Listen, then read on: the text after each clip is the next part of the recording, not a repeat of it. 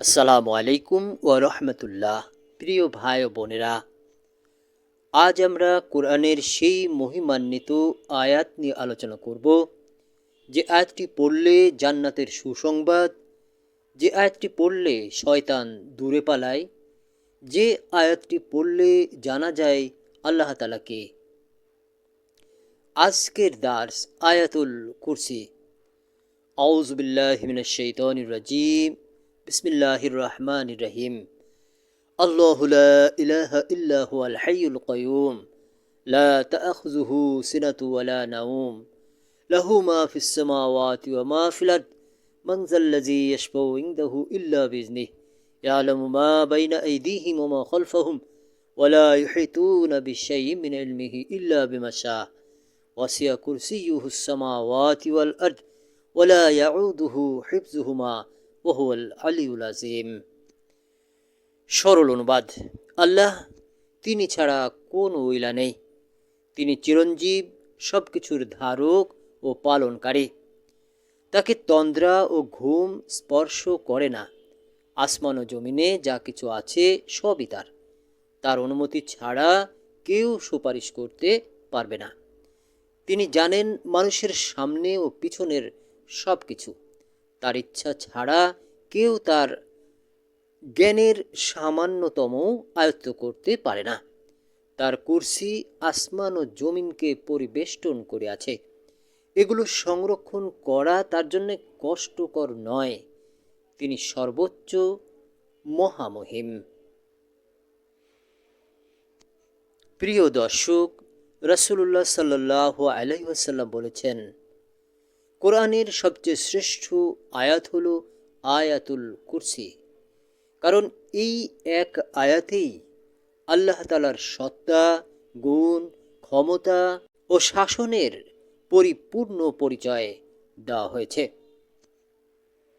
আয়াত ভিত্তিক ব্যাখ্যা। অংশ ১, তাওহীদের ঘোষণা। আল্লাহু লা ইলাহা ইল্লাহু, অর্থাৎ আল্লাহ ছাড়া কোনো ইলাহ নেই। ইলাহ মানে শুধু স্রষ্টা নয়, যাকে আমরা সবচেয়ে বেশি ভয় করি, যার উপর সবচেয়ে বেশি ভরসা করি, যার কথা সবচেয়ে বেশি মানি, তিনিই আমাদের ইলাহ। অংশ ২, আল হাইয়ুল কাইয়ুম, অর্থাৎ তিনি চিরঞ্জীব, সব কিছুর ধারক। আল্লাহ চিরঞ্জীব, তিনি কখনো মরবেন না। আর সবাই তার উপর নির্ভরশীল, কিন্তু তিনি কারো উপরে নয়। মানুষ ছেড়ে যেতে পারে, টাকা শেষ হতে পারে, কিন্তু আল্লাহ কখনো ছেড়ে যান না। অংশ ৩, লা তা'খুযুহু সিনাতু ওয়া লা নাওম, অর্থাৎ তাকে তন্দ্রা ও ঘুম স্পর্শ করে না। রাতে আপনি যখন ঘুমান, আপনার সন্তান ঘুমায়, পুরো দুনিয়া ঘুমায়, তখনও আল্লাহ জেগে আছেন। তিনি আপনাকে দেখছেন, শুনছেন এবং রক্ষা করছেন। অংশ ৪, প্রকৃত মালিক কে? লাহু মা ফিস সামাওয়াতি ওয়াল আরদ, অর্থাৎ আসমান ও জমিনে যা কিছু আছে সবই তার। আমরা বলি, আমার ঘর, আমার সম্পদ, আমার টাকা, কিন্তু সত্যি কথা হলো সবই আল্লাহর আমানত। আজ আছে, কাল নাও থাকতে পারে। অংশ ৫, সুপারিশের বাস্তবতা। মান যাল্লাযী ইয়াশফাউ ইনদাহু ইল্লা বিইজনিহি, অর্থাৎ তার অনুমতি ছাড়া কেউ সুপারিশ করতে পারবে না। কিয়ামতের দিন আল্লাহর অনুমতি ছাড়া কেউ কারোর জন্য কোনো সুপারিশ করতে পারবে না। না পীর, না নেতা, না আত্মীয়, শুধু আল্লাহর রহমতই বাঁচাবে। অংশ ৬, আল্লাহ সব জানেন। ইয়ালামু মা বাইনা আইদিহিম ওয়া মা খালফাহুম, অর্থাৎ তিনি জানেন সামনে ও পেছনের সব কিছু। তিনি জানেন আমরা কি করি এবং কেন করি। লোক দেখানো ইবাদত মানুষ দেখে, কিন্তু আল্লাহ দেখেন নিয়ত। অংশ ৭, কুরসি ও আল্লাহর ক্ষমতা। ওয়াসিয়া কুরসিয়্যুহুস সামাওয়াতি ওয়াল আরদ, অর্থাৎ তার কুরসি আসমান জমিনকে পরিবেষ্টন করে। আপনার সমস্যা যত বড়ই হোক, আল্লাহর ক্ষমতার সামনে তা কিছুই না। যে আল্লাহ পুরা মহাবিশ্ব চালান, তিনি কি আপনার জীবন সামলাতে পারবেন না? অংশ ৮, আল্লাহর জন্যে কিছুই কঠিন নয়।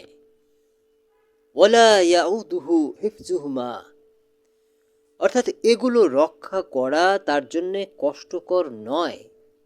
আমাদের দুঃখ, দেনা, অসুখ আল্লাহর কাছে বোঝা নয়। অংশ ৯, আল্লাহ সর্বোচ্চ ও মহান। ওয়াহুয়াল আলিউল আজিম, অর্থাৎ তিনি সর্বোচ্চ ও মহামহিম। যে আল্লাহকে বড় করে জানে, তার কাছে দুনিয়ার ভয় ছোট হয়ে যায়। ফজিলত ও আমল: প্রতিটি ফরজ নামাজের পর আয়াতুল কুরসি পড়ুন। ঘুমানোর আগে পড়ুন। ভয়, দুশ্চিন্তা, বিপদের সময় পড়ুন। এটি শুধু আয়াত নয়, এটি নিরাপত্তার ঢাল। আয়াতুল কুরসি আমাদের শেখায় আল্লাহর উপর পূর্ণ ভরসা করাই ঈমান। ভিডিওটি ভালো লাগলে লাইক দিন, চ্যানেলটি সাবস্ক্রাইব করুন, আর এই দার্সটি অন্যদের সাথে শেয়ার করুন। আল্লাহ তাআলা আমাদের সবাইকে কুরআন বুঝে পড়ার তৌফিক দিন। আমিন।